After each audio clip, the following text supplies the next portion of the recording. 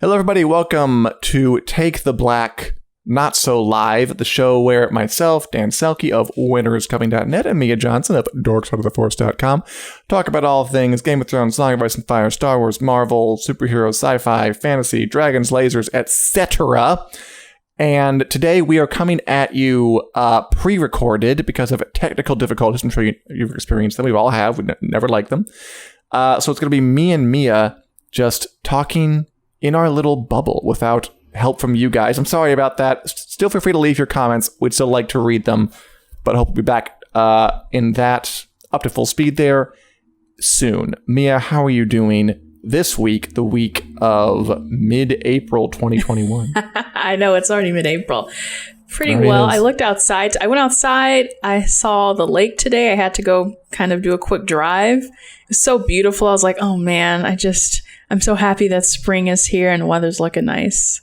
It is very beautiful outside. I'm liking that a lot. It's kind of weird, like coming off the pandemic year. I almost, I mean, it sounds cheesy, but I almost look at outdoor and indoor spaces that are not my apartment in a new way that I really didn't kind of before. Do you know what I mean? Do you want to hear something funny? So kind of, yes. Last week I was going on a walk to the lake, and it takes me maybe like 10 minutes to just kind of get there from my apartment. I put on like the soundtrack or the music that plays in Disney World while I was going on my walk.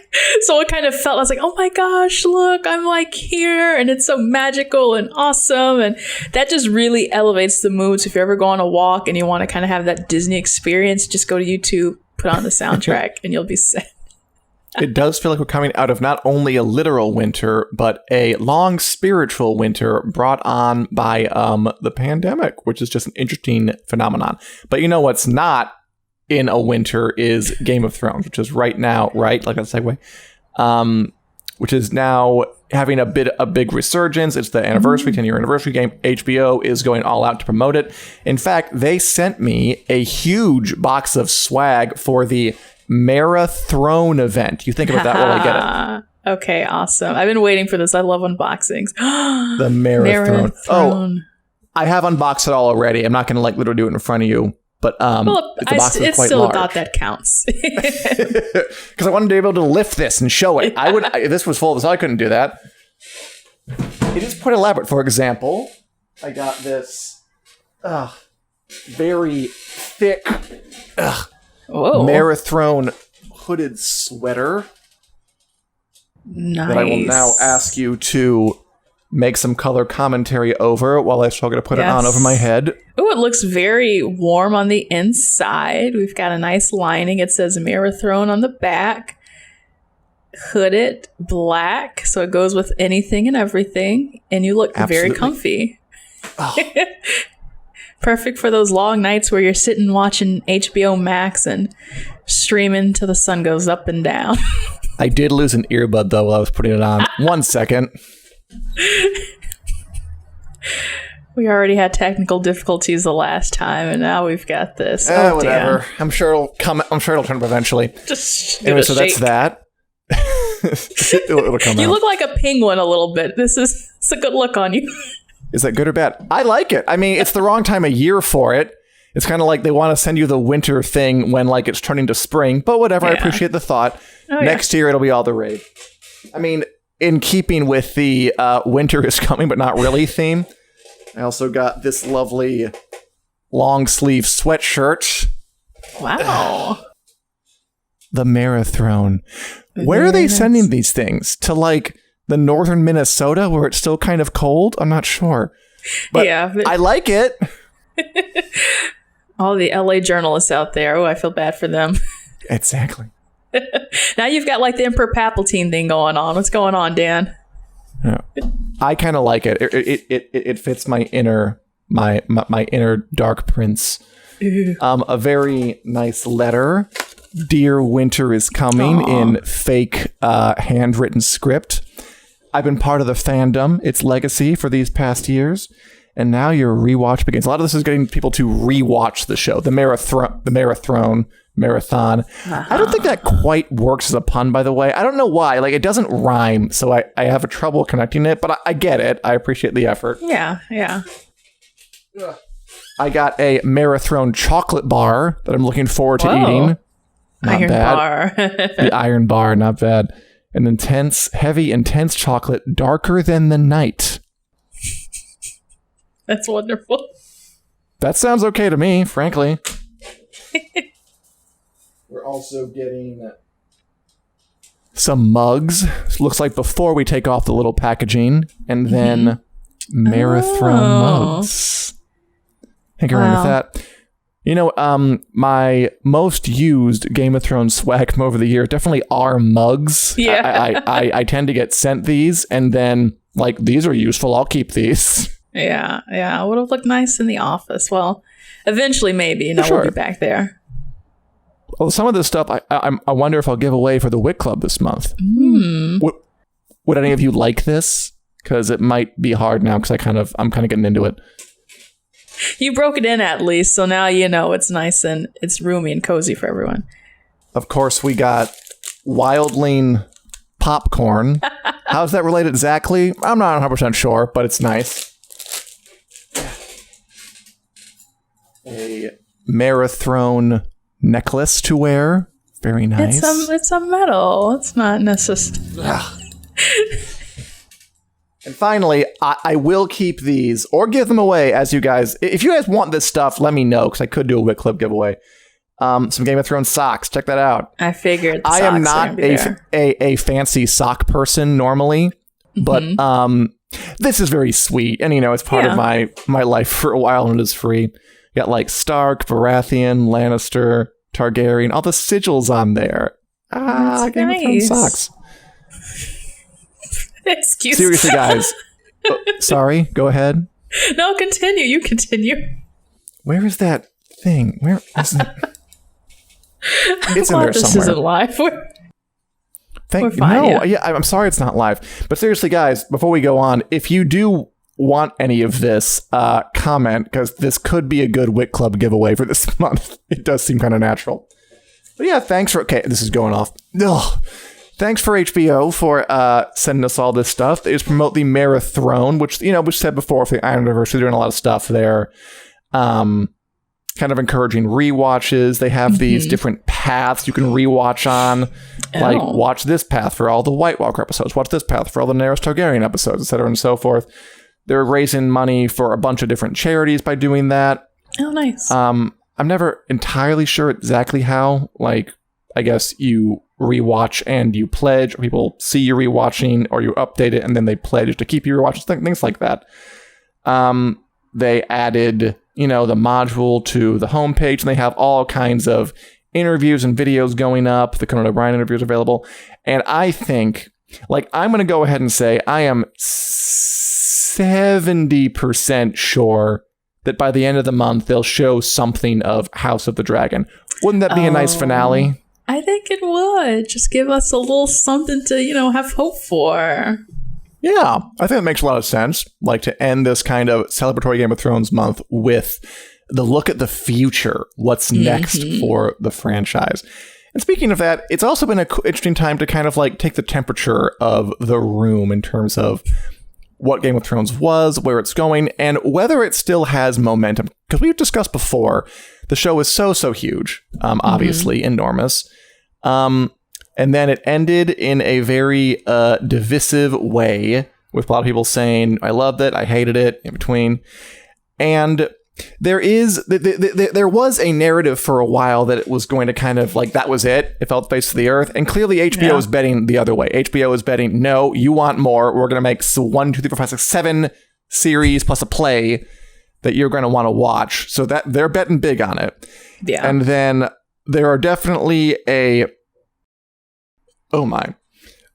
cadre of particularly sort of, I'm sure you have some experience with this, maybe in Star Wars fandom, upset fans who even years later seem to be keeping the hatred going. Yeah. If you get online because in Twitter for where I run in, there's a lot of Game of Thrones chatter, obviously. And you do notice kind of the same people going up saying just seeming to live to put down the showrunners, to crap on the show, And I love the narrative that no one talks about Game of Thrones anymore, which is said by people who are literally talking about it while they say it. That's always very interesting. And there are also plenty of folk who the negative tends to stand out, but it's always, there are also plenty of folk who love talking about it just in general, plenty of accounts that are still dedicated to it for kicks. There's one account called We Still Love Game of Thrones that I kind of think is funny. Like they were, I think, made in like up to the narrative. And all of that is kind of gotten brought back up this month and this past week because there's been so much new attention to it. And there's been a couple of new big video essays coming out that are like one that got a few 100,000 views already, I think from Captain Midnight, who I watch occasionally. He's okay. About the continued relevance of it. So I guess the question is, what is the continued relevance of it? And does this series have the momentum to go the distance and stay in the pop culture consciousness? Because I gotta say, 2 years in, it feels like it still is. I mean, obviously, we're not at the height it was, but folks still talk about it online. I mean, a site like Winter is Coming can still exist and do okay. And whenever they release those parrot analytics reports that kind of measure demand among people, measured by like how often they're talking about Game of Thrones, is still 2 years out, still like almost always near the top, even though it's like long over. So I do think there's still plenty of interest. I think this is sort of proving it. I also think that narrative that it's horrible and over forever is very much still out there, but I don't think that counteracts that there's a lot of interest. In fact, it might support it. Probably, yeah. I love your response, and I'm going to look for the earbud for a second while you do. As I talk. Yeah, like you were saying with the people who are kind of like, it's done and over. Yeah, they're still talking about it, and they're still, kicking the name up. We've got a fine, but I think you can still hear me while I talk. Yes, I can. Okay, awesome. So, yeah, it's hard for me because I am very much on the outskirts of this Game of Thrones fandom. So whatever I hear, it's either like, tweets from, on Winter's Coming or some of your writers or some of the people that I know. So that's what I'm trying to like feel it in my head. Like where am I feeling this in my head? It definitely, I'll say it doesn't feel like it's gone away or like it's died down. That definitely doesn't feel like anything that's happened. And I think, there would be this maybe bigger response with all these shows coming out if it was just like really hated and they were like, why are they doing this? Why is HBO even trying? I haven't seen that kind of huge reaction. I know there's always, the vocal minority that you're talking about, but it seems to still be well received. And, like even the people who were in the poll, last week or whenever that was, like the Daenerys stands, they're still full out and whatever they did works. The Daenerys stands do not come to play. Like they are very passionate about their chosen stand-up. Well, let me ask you this, because you're a Star Wars expert, and this is sort of, we compare through all the time. I mean, Star Wars came out in like what, 77, 80, and 82, 3, something like that? I know, yeah. And I mean, and like... Don't make me do the math off the top of my head. Gotcha. And then, I mean, it went dormant, at least in the big way, until 99, which was Phantom Menace, so like well over a decade. What kept the fans going in that period, to your knowledge? That is a good question. I think we were kind of done, I would say, by the 90s. Maybe, I think it was still kind of that time of re-releases.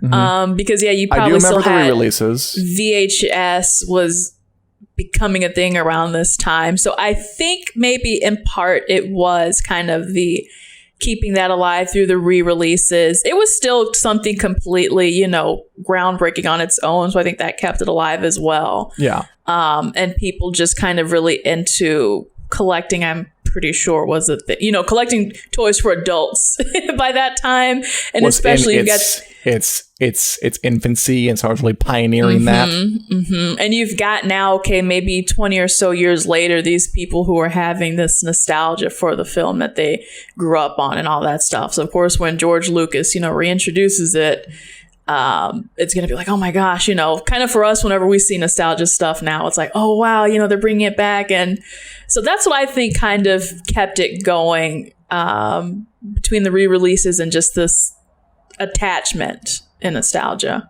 I mean, I think there were also like novels and stuff, but I'm not 100% sure. Like, all the Legends stuff. Yeah, that's no longer canon, but they still acknowledge it a little bit. Remember one time I took like a math course over the summer, like to pick up an extra credit, and my like professor was just like reading a Star Wars paperback while we were taking a test. I'm like, I don't know why it's stuck out in my head, but I clearly remember that moment. That's funny. And of course, today, studios don't want to wait over a decade. They want things right the hell now. Like we're always talking about how there are 13,000 Marvel shows coming. There are like 10 Star Wars shows coming. They're making 2 Witcher spin-offs, last I checked, and that show's like fresh out of the gate. There are stories about that all over the place. And if anything, waiting like 3 years for a new Game of Thrones show, honest to God, it almost feels like a long time today. Yeah. Given like how quickly things come out. Yeah, and I get it. To me, it almost feels like, well, yeah, let's give it some breathing room. To me, 3 years would feel like good breathing room, but compared to the competition, it's like, yeah, at this point, 3 years is kind of like ancient. And I mean, it's a thing like you can't really unring the bell. Like I wouldn't mind if things, I mean, would take more time off, but they just don't. Like the economies of what you demand, of what streamers and networks demand, require you do things really, really, really, really fast.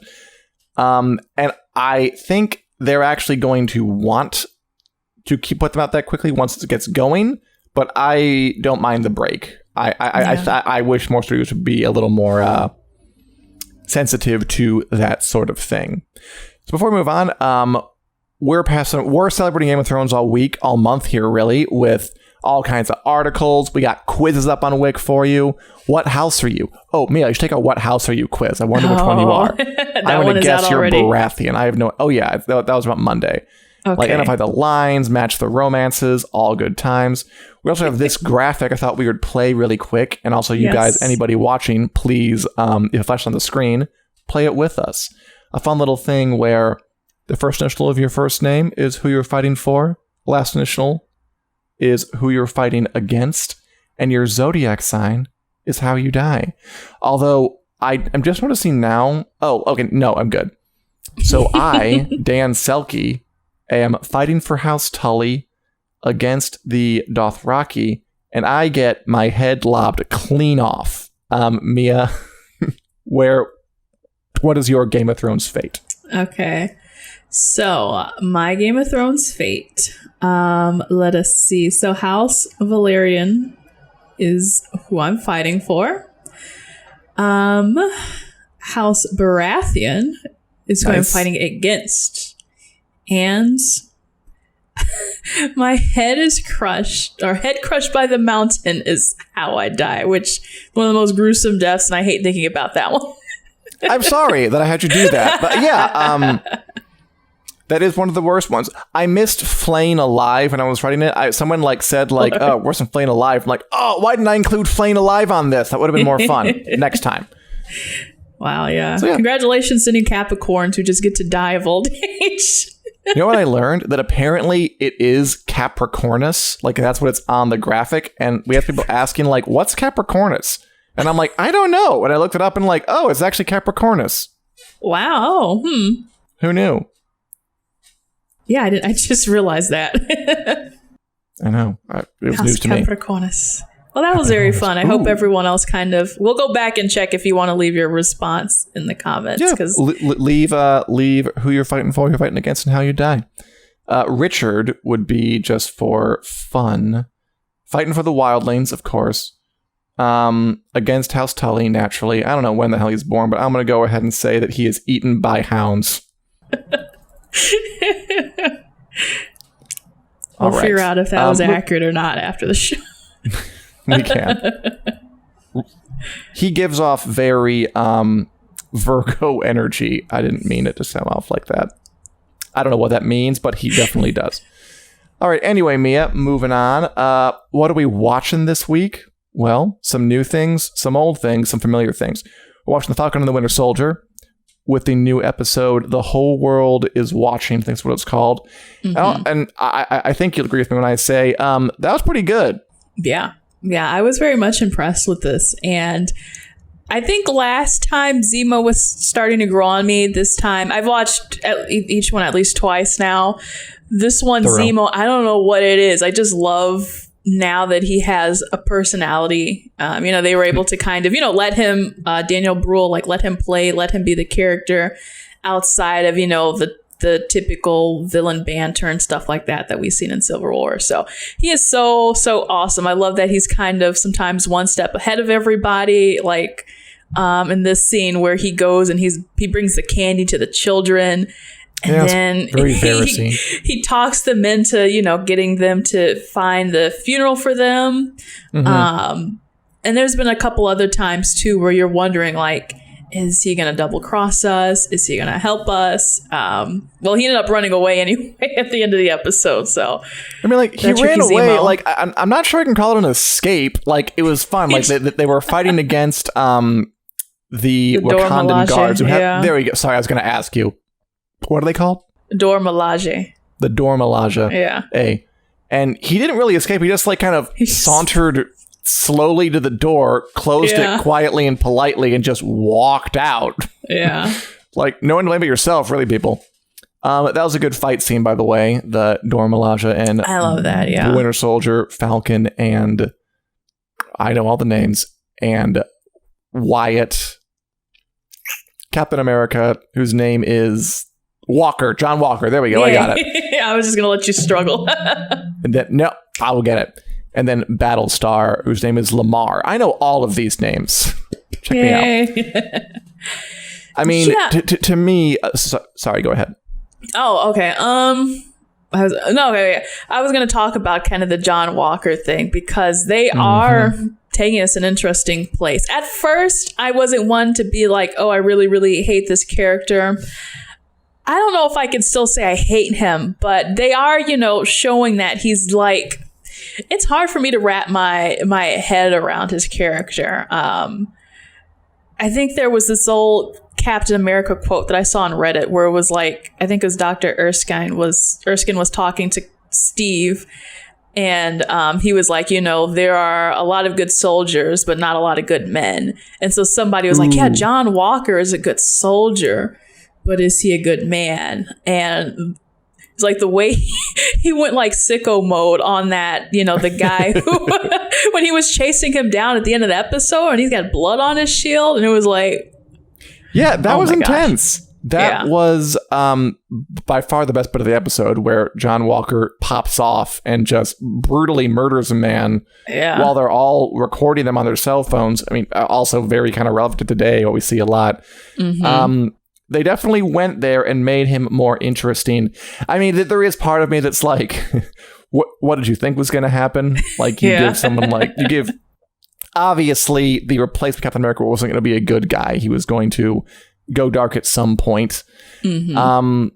He had this kind of obsessive nature to his personality where he decided to take the serum, make himself super strong. And then, it's a classic conflict, right? You have a lot of power. What do you do with it?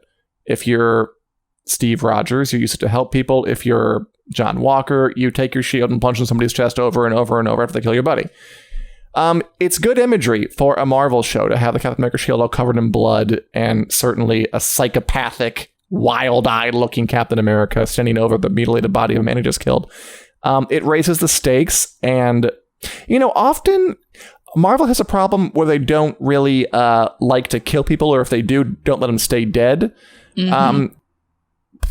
I mean, this guy is... The guy he killed is designed to be killed, so you can see how bad John Walker is. Yeah. I mean, there is a part of me, it's they wouldn't reveal it was all a decoy with a bunch of blood capsules that were just like popped and it only looked like it and can come back through some kind of necromancy, would they? Because they do not like killing folk permanently in this thing. But yeah, it's usually like, more main characters. This guy, one of Carly's kind of, right-hand men, handman, seems like he is one of those expendables, just kind of, usually people are punched and they kind of are just unconscious or they die off screen. This guy, I think, if Lamar is definitely dead, then I think this guy is Lamar, dead. Kind of like an eye for an eye, or Battlestar. What if they both come back? Oh, don't put that in there. But then again, that brings up, is Marvel gonna find a way to finally hold this Captain America accountable? Are we, we've been hoping for that in WandaVision, and they kind of backed out of that and saying, we'll find a way to, even if he is, not necessarily the Avenger that we want. I can maybe see them being like, oh, well, yeah, we can punish this guy because he's not really an Avenger and we might not use him down the line. So, I mean, has there been like a more brutal death scene in the entire MCU? You know it better than I do. I'm trying to think. I can't really think of one especially. The one thing that came to mind, I was going to say, was when Thor killed Thanos the first time where he, swung his axe and just knocked his head clean off. Yeah. That was very, a gruesome image to see, but maybe, it didn't have the same. I was going to say it didn't have the same impact as this one. Well, yeah, because Thanos is an alien god and a big purple 9-foot tall man. And also they brought him back later that movie. Exactly. This did seem a lot more stark and brutal. Yeah. And I like that. And it makes me wonder where they go from here and how they deal with him. Because if he can do that, could he do that to one of our heroes, Falcon, Winter Soldier, either of them? Yeah. God, can you imagine? It would be very, very intense. Now, so I'm not sure I love the show's message. I'm not sure I hate it either. I'm just going to say what I think it is, and then we can talk about it. Where it's this, I guess, power can corrupt, but not if not if the right people wield it. So power is kind of neutral. If John Walker has power, he's a bit of a budding American psycho type who's going to abuse it and murder people and probably go on to do even worse things. If Steve Rogers has it, he's cool. He'll always do the right thing. And you can trust him with it. I don't know if I really believe that. I wonder if maybe more there should, power does corrupt no matter what, and the key is to have other safeguards around it so no one has that much of it. But it is a classic superhero theme, right? I mean, it's all about what you do with power. And of course, superheroes have power and they do good things with it, and the villains do bad things with it. And I guess I'm kind of on Zemo's side a little bit, maybe, with no one should have that kind of power. Not in the real world. In the Marvel world, I'm pretty sure it'll be fine. Yeah, exactly. Yeah, I totally understood. I'm like, when he, busted those vials of the super soldier serum, I was like, yeah, let it stay gone because you see what it's created already. Yeah, that was his moral code. They were talking about, they were like, Zemo might be a little untrustworthy, but he still has a code and he still has these things that he believed. Like when he shot the doctor or the scientist back at the lab because he was that adamant. Honestly, okay, so this is just, I wonder if the MCU is spinning out too far because I've seen all the movies and I remember he was in Civil War, but I still don't remember what his deal was. Why does he hate super soldiers again? I would have to dig deep to kind of remember. Well, okay, the whole thing about him and his thing, right, with Civil War was in Age of Ultron. Now we got to go back to Age of Ultron. Exactly. The Avengers were fighting Ultron. 1991. Exactly. And they blew up, or, very much damaged, basically, Sokovia. That's where Scarlet Witch is from. That's where he was from. And you find out at the end of Civil War that his wife and his son died. Okay. So instead of, trying to have this elaborate plot to assassinate one of them or something, he was like, well, why don't I just get the Avengers to, you know, kind of kill themselves from the inside out, basically. Gotcha. So that could be one part of his, you know, whole, I hate the whole idea of superheroes or super beings shouldn't exist. But then they were also saying he's done some stuff where he tried to stop like the Hydra experimentation with the super soldiers too. So I don't know if that was as a result of the Avengers or before, but that kind of gives you an overview. I wonder, before we move on, I wonder if, like, because, again, like, I've watched them all. I think I pay okay attention, but, like, some of the details just aren't there because we've been doing this for, like, over a decade now. I wonder, like, if they pay as much attention to detail as they do, as Kevin Feige is so good at doing, eventually, like, even people who really love this stuff, it's going to be, like, too much homework. Yeah. Like, what if, like, the stories get to a point where it's referencing, like, this movie from 2009 and this one from 2012 and this one from 2016 and then this TV show in WandaVision, this TV show that came after that. You're like, and it's like, dude, I have other things to do with my life. I can't just spend it all remembering this. Yeah, that's why they created Marvel Legends, which is on Disney Plus, and it's kind of like 5 to maybe 10 minutes focusing on each character. So they did like Wanda, they done Vision, and then they did, you know, Bucky, Falcon, Zemo, and Sharon Carter as well. Just to be like, just in case you missed anything, here's the recap of that character. So I'm sure they're going to continue to do it with like Loki, and then maybe whatever else comes next. Hawkeye probably too. But yeah, overall, I enjoyed it, and I'm looking forward to the 2 finale episodes. Yeah, I can't believe that. I mean, it's only 6. And then I think we'll get a bit of a break because Loki airs in like June the summer, 11th. August? Oh, June 11th. June 11th, oh, it's not that much of a break. We'll be fine. No, I want it now. Really? No, I want to rest. Well, this is the one that I've been looking the most forward to, so That's it's just true. going to have to be a delayed gratification sort of thing. Cool. And The Nevers came out, the new HBO Joss Whedon program about Victorian women with X-Men powers fighting against an upper crust English society that does not believe they should exist. And it seemed to have gone over fine. It didn't like blow up the internet. It wasn't cursed to hell either. It got good ratings. People watched it. Like I said before, I enjoyed the episode. There were episodes that I've watched more or less. I'm looking forward to seeing more. I don't know if it's going to be able to get a really good foothold. It's so quirky in like a really aggressively quirky almost that I wonder if people are going to connect with it. But I like it, and I'll be curious to see how people respond as it keeps rolling. Yeah, the quirky thing for sure is, I think, something that might be kind of like a barrier of entry. Actually, I think like because the trailer did such a good job of showing you what this show is, I think there might be some of those slower moments or those moments where things start to get a little clunky where people are like, you know, but I was promised, you know, mutant fighting superhero ladies. And it's like you get that. And they definitely put that in the beginning as well. But then it slows down. You've got kind of like when they're talking the opera scene. That was this first one, right? Because I'm like, I don't want to. They're talking at the opera and they're kind of going on and you know, waxing poetic and getting philosophical. And it's like, yeah, I understand it, but I also want to, you know, get back to the action. And then they kind of did as well with the introducing Malady and all that. Maybe I'm just projecting. I just want it to be like a straightforward superhero show.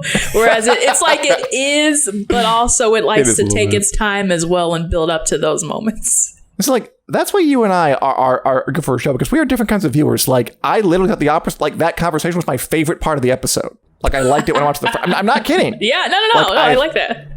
Like, I liked that. I liked the dialogue.